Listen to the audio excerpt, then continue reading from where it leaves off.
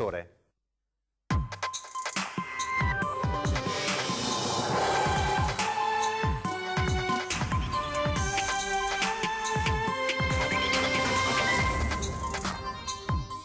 Tragedia nella notte a Monselice, 32enne di Este cade con lo scooter, un automobilista sopraggiunge, non lo vede, il giovane viene travolto e ucciso dall'auto.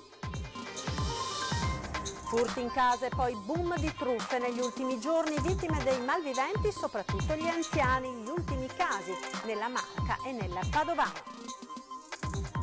La prima perturbazione del 2020 è arrivata con una leggera pioggia in pianura e nevisco in montagna, ma lo smog non cala, polveri sottili ancora sopra i limiti. Derubata dalla nipote che gestiva il suo conto corrente, un'anziana di Vittorio Veneto ha fatto causa alla parente, condannata a restituire 170.000 euro che avrebbe sottratto alla zia. Massaggi a luci rosse, blitz della Guardia di Finanza di Vicenza in un centro massaggi in città, denunciate per sfruttamento della prostituzione 2 donne cinesi. Dichiarazione dei redditi, basta contanti, detrazioni fiscali possibili solo per i pagamenti tracciabili, l'appello dei CAF ai cittadini. Sono 12 e sono i pionieri dello smart working, lavoratori agili dell'UIS 6 che divideranno le ore di servizio a casa e in ufficio. È il primo caso nella sanità pubblica in Italia. Buongiorno e ben ritrovati con la prima edizione dei TG di Antenna 3. In primo piano la cronaca con la notizia dell'ennesima tragedia della strada consumatasi sulle strade del Veneto. È accaduto questa notte a Monselice a perdere la vita un 32enne. Sentiamo. Non si è accorto dell'uomo accasciato a terra a bordo strada e l'ha travolto uccidendolo. La tragedia nella notte tra venerdì e sabato a Monselice in località Marendole. Un 20enne romeno residente a 2 Carrara era alla guida di un'auto, stava percorrendo via Motta in direzione est quando ha notato uno scooter a terra sul ciglio della strada. Il giovane lo ha evitato ma non si è accorto che poco lontano c'era il corpo di un uomo e lo ha investito. Sul posto sono intervenuti subito i carabinieri. La vittima era senza documenti e i militari hanno impiegato diverse ore prima di riuscire ad identificarlo. Si tratta di Diego Castello, un 32enne residente ad Este. Con ogni probabilità prima è caduto a terra con lo scooter e poi è stato investito dall'auto del 20enne decedendo sul colpo. Ed ora la storia di una donna davvero coraggiosa che nonostante gli 80 anni e la malattia ha affrontato i ladri che erano entrati nella sua abitazione. Dopo aver chiamato i carabinieri li ha fatti scappare. Sentiamo. Questa è 8 che comincia a Rosario, adesso intanto lo metto via. E vado, mi scaldo qui che avanza oggi. E dopo mi passo dell'altro, quando vado di là e spengo la luce qua, dico appena che ha tutte le luci accese, no? E sono là e ho appena acceso per scaldarmi qui che ho nel piatto che non devo mangiare a mezzogiorno e parte l'allarme. Ho spento e sono venuto fuori, chiudo la porta, devo aver acceso questo, insomma, e vedo uno appoggiato là. E va così, al momento, ma che sei tu? Cosa fai qua dentro casa mia? Qua perché sei venuto dentro, ho detto. E ora con tutte le forze che aveva, perché mi faccio fatica a stare in piedi, essere in carrozzeria, mi ho appoggiato né a maniglia né a porta, no? A vederla sembra uno scricciolo, minuta e magrissima, ma l'energia di Giovanna Maretto la noti al primo sguardo. Il marito in casa di riposo, l'adorato figlio che non le fa mancare affetto e presenza, vive sola in questa villetta di San Vito di Vigonza. I ladri erano in 2, li ha visti e affrontati, anche se a 80 anni compiuti ad agosto. Sono del leone, ci ha raccontato Fiera. I malviventi erano lì, lei si è alzata e ha preso il telefono. Io non so come abbia fatto tenere fermo, stare là e anche qua per tenermi anche in piedi e sono riusciti a prenderlo. Questo visto, facciamo subito il 112, ho detto caro. Dunque, ho detto, ti conviene andare via perché si gli assassini, farabutti, delinquenti, che ho detto, adesso non mi ricordo neanche bene. Ho detto, vergognati che sei giovane, va a lavorare, ho detto, no viene d'amico, non vuoi niente, soldi non ne ho. roba di ora no, ma vergognati che ora che finì rovinare le famiglie, che tu non sai fare queste robe qua. Ma con una forza, senza paura, proprio non mi sentivo paura, ma sentivo soltanto coraggio, non spiegare. L'allarme continua a suonare, i ladri fuggono, i due dentro casa, il complice all'esterno. Derna, così la chiamano, non li riconoscerebbe, ma la casa dopo il loro passaggio l'ha fotografata. Ho acceso la luce, ma non sapeva dove mettere i piedi, perché roba dappertutto, butta fuori tutto. I carabinieri sono arrivati subito e con loro il figlio. Non ha voluto andare in ospedale, racconta, questa è casa sua, qui sta cucendo i pigiami per il marito, qui continua con forza a vivere con gli amici accanto. Qui prega la Madonna e si affida a padre Leopoldo. È preoccupata per la finestra da dove sono entrati i ladri, ancora rotta, ma da qui non si muove. Lei ha dormito qui queste notti, non ha paura? No, non ho paura, solo che quando che magari sento un movimento o qualcosa come che ho sentito stamattina, passa un coraggio di ferro. E un altro caso di truffa, questa volta si è verificato in provincia di Treviso, siamo a Silea, l'anziana vittima è ancora terrorizzata, vediamo. Se non ho i miei figli qua, non parlo più con nessuno, sta fuori, non sono con mio figlio.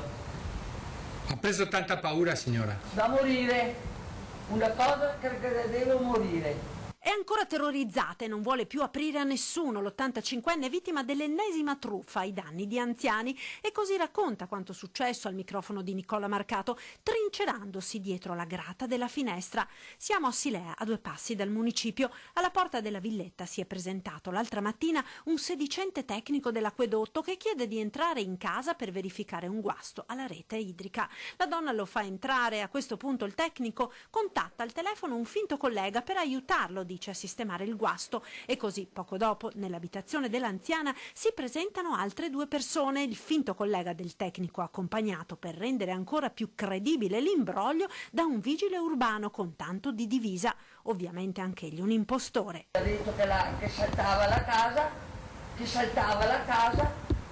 e il vigile ha detto: signora, non è niente, sto io con lei. Vedendo la gente, l'anziana si tranquillizza e così, mentre il finto vigile la intrattiene al piano terra, i 2 tecnici al piano superiore razziano quanto trovano. Per aprire una cassaforte a muro utilizzano addirittura un flessibile, ma il rumore non insospettisce l'anziana, convinta che i 2 stiano riparando il guasto. Alla fine i ladri truffatori se ne vanno con denaro e gioielli. Solo più tardi la donna si accorge del furto e denuncia tutto ai carabinieri. Un episodio che conferma la spregiudicatezza dei truffatori, di cui l'appello del sindaco di Silea a tutti gli anziani, ma anche ai loro familiari e vicini di casa. Non aprite il cancello, non solo non fateli entrare in giardino, nel vialetto, ma non aprite il cancello se non conoscete le persone o se non avete il supporto di un vicino o di un parente, perché veramente così si rischiano delle truffe. Purtroppo è all'ordine del giorno. Noi infatti anche sul territorio facciamo diversi incontri nei centri anziani in fascia pomeridiana per allertare su quelle che sono le truffe e le modalità di raggiro delle persone anziane. E parliamo ora del tempo e della perturbazione che è arrivata in queste ore anche sul Veneto, mai tanto attesa proprio per attenuare lo smog. Ebbene, le poche gocce di pioggia che stanno cadendo in queste ore rischiano di non essere sufficienti a concedere una tregua alla morsa dello smog che ormai attanaglia da oltre 2 settimane il Veneto. A Treviso, dove l'allerta inquinamento legata all'ordinanza antismog è rossa, quindi al livello massimo, dopo un picco notturno di quasi 160 microgrammi per metro cubo d'aria di PM10 in mattinata, malgrado l'attesa pioggia, le rilevazioni hanno dato ancora parametri oltre il limite, più di 80, quando il massimo tollerato sarebbe 50. Resta ora da vedere se lunedì, quando ci sarà la nuova rilevazione, il passaggio di questa tenue precipitazione avrà contribuito in qualche modo a pulire l'aria, o se a Treviso, come negli altri capoluoghi, l'allerta rimarrà massima, quindi con i conseguenti blocchi del traffico e le limitazioni appunto che sono in vigore già da diversi giorni. Torniamo a parlare di cronaca e restiamo in provincia di Treviso, perché un'anziana di Vittorio Veneto ha fatto causa ad una parente, la nipote, che è stata condannata a restituire una grossa cifra che avrebbe sottratto dal conto corrente della zia. Sentiamo. Dovrà risarcire la bella somma di 170.000 euro una farmacista bellunese condannata dal Tribunale di Treviso per aver sottratto nel tempo quella cifra dal conto corrente della zia, una trevigiana di Vittorio Veneto. Secondo la professionista, quei soldi li aveva prelevati per sostenere spese per conto dell'anziana di 89 anni, ma per il giudice li aveva invece tenuti per sé. Nel 2016, quando l'anziana aveva avuto necessità di utilizzare parte dei risparmi per far fronte a spese sanitarie e assumere una badante, aveva scoperto che nei 3 anni precedenti la nipote, che aveva la delega per la gestione del conto, si tratta di una 50enne farmacista nella Val Zoldana, aveva effettuato diversi movimenti, bonifici e assegni circolari per 170.000 euro, anche 2 polizze vita del valore di 150.000 euro, di cui beneficiarie erano la nipote e la figlia. Alla pensionata è stato assegnato un amministratore di sostegno che è stato a sua volta autorizzato a procedere nei confronti della parente per recuperare i soldi mancanti, da qui la causa, il processo e la condanna a rimborsare il vertiginoso ammanco. Massaggi a luci rosse, blitz della Guardia di Finanza di Vicenza in un centro massaggi in città, denunciate per sfruttamento della prostituzione, 2 donne cinesi. Massaggi a luci rosse, blitz della Guardia di Finanza di Vicenza in un centro massaggi cinesi in città, dove in realtà gli uomini delle Fiamme Gialle hanno appurato veniva favorita la prostituzione delle dipendenti. L'operazione, pianificata a seguito di un'accurata indagine da parte dei finanzieri, ha consentito di monitorare per diversi mesi le frequentazioni del centro, oltre alle inserzioni dei gestori dell'attività sulle varie piattaforme di annunci online. Una decina i clienti sentiti dagli uomini delle Fiamme Gialle, oltre alla persona presente nel corso del blitz ed intenta ad usufruire delle prestazioni della dipendente. Trovati all'interno del centro elementi che comprovano l'attività illegale, guanti in lattice, lubrificante e quant'altro. 2 le donne di nazionalità cinese conduttrici del centro massaggi denunciate per favoreggiamento e sfruttamento della prostituzione, sequestrati i telefonini cellulari e lo stesso immobile al quale sono stati posti i sigilli. È un'operazione contro la prostituzione anche nel veneziano, scoperto un giro all'interno di 2 locali notturni di lap dance a San Donà di Piave e Quarto d'Altino. Noi siamo partiti sostanzialmente da un esposto anonimo che ci è arrivato qui alla squadra mobile in questura e dopodiché ovviamente abbiamo sviluppato un'attività di indagine sia con i metodi tradizionali che si basano sull'osservazione e sull'appostamento, ma è stata necessaria anche un'attività tecnica e intercettazione che ha permesso di corroborare da un punto di vista probatorio l'ipotesi accusatoria che abbiamo sostenuto, coordinati in questo ovviamente dalla Procura della Repubblica di Venezia. Un esposto anonimo particolareggiato ha fatto dunque scattare le indagini della squadra mobile durate alcuni mesi, che hanno portato a scoprire una fiorente attività di prostituzione all'interno di 2 locali notturni, l'Arabesca di San Donà di Piave e il Game Over di Quarto d'Altino, gestiti dai fratelli Vendramello di Jesolo, Matteo di 40 anni, Federico di 44, arrestati e portati in carcere. Agivano insieme ad altri 3 ora agli arresti domiciliari. Micaela Ovila, 35enne, residente a Jesolo con competenze logistiche, Lorenzo Borga, 70enne di San Donà di Piave e Ugo Bozza, 66enne di Portogruaro. L'accusa è di favoreggiamento e sfruttamento della prostituzione. Tutto si basava su quello che era il vantaggio economico, appunto, come ha detto lei bene, patrimoniale, per cui non si è registrata alcuna necessità di intervenire sulla volontà delle ragazze, erano tutte d'accordo sotto questo aspetto. Una cinquantina in tutto le ragazze coinvolte originarie dell'Est, tra i 18 e i 35 anni. Svariata la clientela, dai giovani ai meno giovani, come svariate le possibilità di consumare il rapporto. Da quello meno costoso, 150 euro per mezz'ora prima di entrare nel privé all'interno, ad altri più costosi uscendo dal locale. In albergo con tariffe fino a 500 euro o in casa per l'intera notte con cifre che potevano arrivare anche a 1.500 euro. Per assicurarsi questo tipo di prestazione, gli interessati contattavano telefonicamente i gestori dei locali e concordavano tempi e modi. Alcuni pagavano con carta di credito, per questo le ragazze erano fornite di POS. I guadagni venivano poi divisi con i titolari con percentuale tra 50 e 70. 2 auto a fuoco questa mattina intorno alle 7 in via Zatteri a Nervesa della Battaglia. Per cause con tutta probabilità accidentali una vettura si è incendiata e le fiamme hanno poco dopo avvolto anche l'auto parcheggiata accanto. Sul posto sono intervenute 2 squadre dei Vigili del Fuoco di Montebelluna che hanno immediatamente spento l'incendio e messo in sicurezza l'area. Dai primi rilevamenti l'episodio non sembrerebbe aver avuto origine dolosa.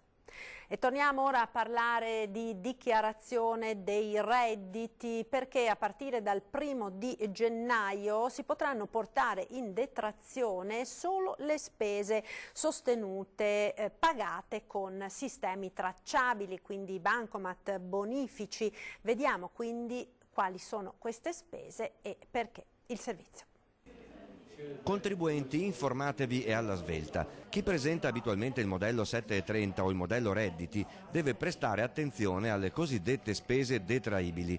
Dal 1° gennaio di quest'anno quasi tutte non si potranno più pagare in contanti per usufruire della detrazione. Dalle spese sanitarie agli asili nido al pagamento dello stipendio della badante, per poter essere detratti nella prossima dichiarazione dei redditi dovranno essere effettuati attraverso di fatto bancomat, carte di credito, assegni o bonifici. La legge di stabilità ha modificato la tracciabilità di molti pagamenti, ma ancora non è stata fatta adeguata pubblicità alla cosa.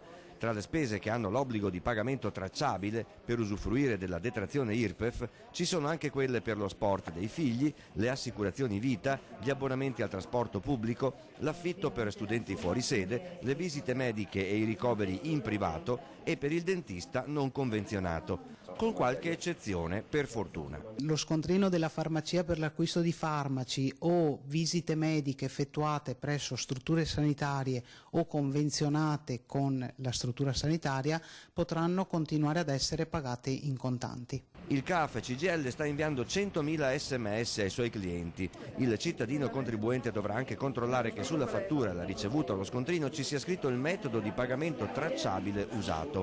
Meglio anche cucire la ricevuta del bancomat o della carta di credito. Molti anziani si troveranno, volenti o no, a dover aprire un conto corrente bancario con abbinato bancomat o il libretto degli assegni. Sicuramente questa è la prima tappa che il governo può aver messo in atto appunto per cominciare a fare le verifiche opportune sui mezzi di pagamento, sì. Ed ora linea alla regia, ci fermiamo per qualche istante di pubblicità, tra poco.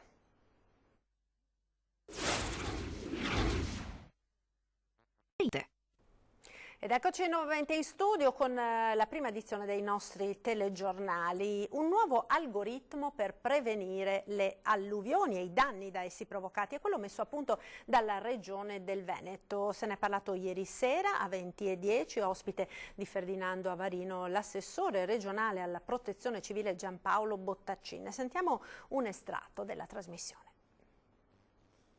È un sistema complessissimo che serve a definire gli effetti al suolo, i cosiddetti effetti al suolo, perché se abbiamo visto che le previsioni meteo di ARPAV, la nostra agenzia regionale, sono sempre più precise, non basta sapere che pioverà tanto o poco o quanto pioverà, è importante sapere quella pioggia che effetti farà, e cioè se manderà in default alcuni corsi d'acqua e quindi se questi esonderanno oppure no.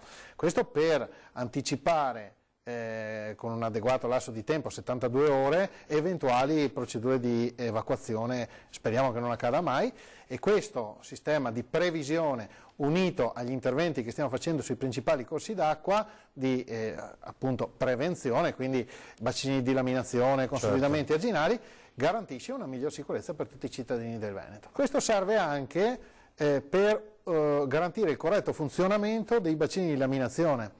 I bacini di laminazione sono delle grandi vasche da bagno, io dico, messe di fianco al corso d'acqua, che qualora il livello dell'acqua arrivi al limite, prima che esondi, vengono aperte queste vasche da bagno dove l'acqua si accumula lì anziché esondare.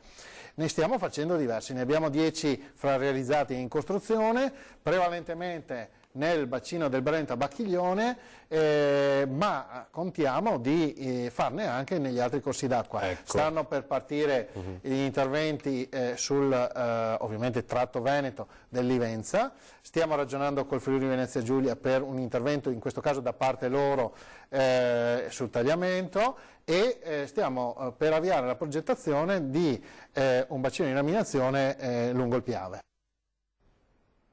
L'ULSS 6 Euganea ha presentato i primi 12 smart walking. Si tratta del primo caso di lavoratori di questo tipo, quindi che dividono il proprio orario di servizio tra casa e struttura. È il primo caso in Italia in una struttura sanitaria pubblica. Sentiamo. Sono 12 e sono loro i pionieri dello smart working, o meglio i primi lavoratori agili d'Italia nel pubblico che divideranno le ore di lavoro a casa e in ufficio. L'USL 6 Euganea nei mesi scorsi aveva presentato il protocollo operativo apripista a livello nazionale per consentire ad una decina di dipendenti di poter usufruire parzialmente del telelavoro. La mansione di questi lavoratori, per lo più amministrativi e tecnici, verrà svolta in parte in locali aziendali e in parte in luoghi fuori dall'azienda, scelti dal diretto interessato, compreso il proprio domicilio, agevolando così i tempi di vita e di lavoro. Gli strumenti tecnologici utili a lavorare smart sono forniti dall'USL stessa e consistono in un portatile sul quale saranno installati gli applicativi necessari e nella connessione alla rete internet. In sanità pubblica si tratta di una rivoluzione culturale, un'opportunità importante pensata soprattutto per le donne con figli piccoli o per chi magari deve assistere a un familiare malato. Per me indubbiamente è una grande occasione, una grande opportunità sia a livello di famiglia soprattutto che a livello lavorativo, in primis a livello familiare perché ho 2 bimbi piccoli. Questo mi aiuta notevolmente, oltretutto io ho un percorso casa-lavoro impegnativo a livello di traffico, a livello di distanza. La prestazione lavorativa, resa con modalità agile, è integralmente considerata come servizio pari a quello reso presso le sedi abituali. Sanità fa rima con flessibilità e la flessibilità organizzativa propria dello smart working diviene anche uno strumento per ripensare l'organizzazione della nostra azienda e del lavoro subordinato in chiave di risultato. Il prerequisito fondamentale su cui abbiamo investito per avviare questa sperimentazione dello smart working è essenzialmente la fiducia. È prevista un'alternanza tra lavoro a distanza, massimo 2 giorni a settimana, e lavoro in ufficio. Il dipendente lavorerà per obiettivi che devono essere portati a termine nei tempi previsti. La sperimentazione durerà 6 mesi rinnovabili e già si sta pensando ad estendere l'opportunità anche ai dipendenti dell'area sanitaria. Il volo notturno dell'elicottero del SUEM sarà operativo prima della prossima estate con base a Belluno, in attesa che si concludano i lavori del nuovo eliporto a Pieve di Cadore. Oggi l'annuncio da parte del direttore regionale del SUEM Paolo Rosi. Salvo intoppi dell'ultima ora, entro l'inizio della prossima estate sarà operativo il volo notturno dell'elisoccorso del SUEM che le schede regionali sanitarie hanno assegnato all'ULSS 1 Dolomiti. Si tratta del servizio più atteso dalla popolazione bellunese per gli ovvi motivi dettati dalla geomorfologia del territorio, ma anche dai veneti, visto che la nostra regione è l'unica di tutto il nord Italia a non avere l'elisoccorso notturno. L'annuncio è stato dato dal direttore regionale del SUEM Paolo Rosi. Contiamo che le procedure amministrative ci consentiranno di avviare il volo notturno subito prima dell'estate. La gara per l'affidamento del servizio di elisoccorso si è conclusa lo scorso anno e la delibera di aggiudicazione è stata firmata alla vigilia di Natale. L'attività sarà svolta in continuità dalla Babcock ex INAER che nei prossimi giorni stipulerà la convenzione. L'azienda Zero che ha fatto la gara per tutto il territorio dovrà firmare la convenzione con la ditta che ha vinto la gara. A partire dalla convenzione scadono i termini entro i quali la ditta deve attivare quanto richiesto. I tempi previsti per l'attivazione del volo notturno sono di 120 giorni e entro questi termini i piloti dovranno essere formati per il volo notturno. Nel contempo il 118 e Babcock dovranno mappare il territorio per individuare i punti di atterraggio, esclusi quelli sanitari. Insomma, bisogna correre per poter garantire prima dell'avvio della stagione estiva il servizio che raggiungerà anche Treviso, Venezia e Asiago. Quel che c'è certo è che la base non potrà essere momentaneamente quella di Pieve di Cadore, dove devono ancora iniziare i lavori per la realizzazione del nuovo eliporto assegnati alla IT di Modena. Gli aspetti logistici saranno decisi comunque dall'ULSS 1. O Pieve di Cadore o Belluno, questo sarà un aspetto logistico che verrà gestito dall'ULSS 1. E siamo alla pagina dello sport, basket, questa sera al Palaverde la De Longhi a caccia della vittoria scacciacrisi, appello ai tifosi della società, sostenete i ragazzi di coach Menetti in questa fase delicata. Se c'è un momento cruciale della stagione è questo, seconda giornata di ritorno la De Longhi che ospita al Palaverde la Vanoli Cremona con una sola missione, tornare a vincere dopo il tremendo filotto di 5 sconfitte consecutive, l'ultima a Milano. Il vortice della zona retrocessione è lì, implacabile, e allora dal Consorzio Universo Treviso arriva un appello ai tifosi. È fondamentale essere di nuovo uniti, avere la nostra passione, avere il Palaverde unito e compatto, sostenere i ragazzi. Tutti al Palaverde per tenere compatta la squadra, il tifo non è mai mancato ma serve ora più che mai. Abbiamo avuto una serie di sconfitte, insomma è inutile dirlo, ma siamo sempre quasi arrivati a vincere e io penso che, tranne rarissime eccezioni, penso che è un fatto di maturità di una squadra. Siamo una squadra molto giovane, io no, ma insomma i ragazzi sono tutti molto giovani, abbiamo il primo anno in Serie A. È un anno complicato, no? Abbiamo sempre detto, è un anno di consolidamento in cui dobbiamo rafforzarci, restare in questa divisione, ma io quando parlo con Menetti, con l'allenatore, col coach e anche con i ragazzi, mi dicono sempre tutti la stessa cosa. Quando siamo in casa noi abbiamo un sesto uomo in campo e dobbiamo dimostrarlo anche questa volta. Finalmente liberi dalla croce infortuni, i ragazzi di coach Menetti hanno bisogno di un'altra spinta. Se sentono in noi la carica, l'entusiasmo, tutto quello che di positivo possiamo trasmettere loro, penso che daranno il massimo per riuscire in un'impresa importante come è ritornare a vincere e ritornare a farci sognare.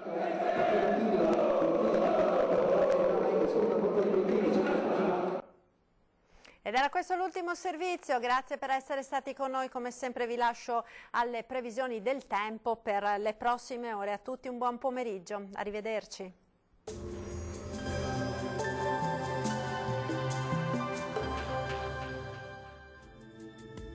Bentrovati al meteo.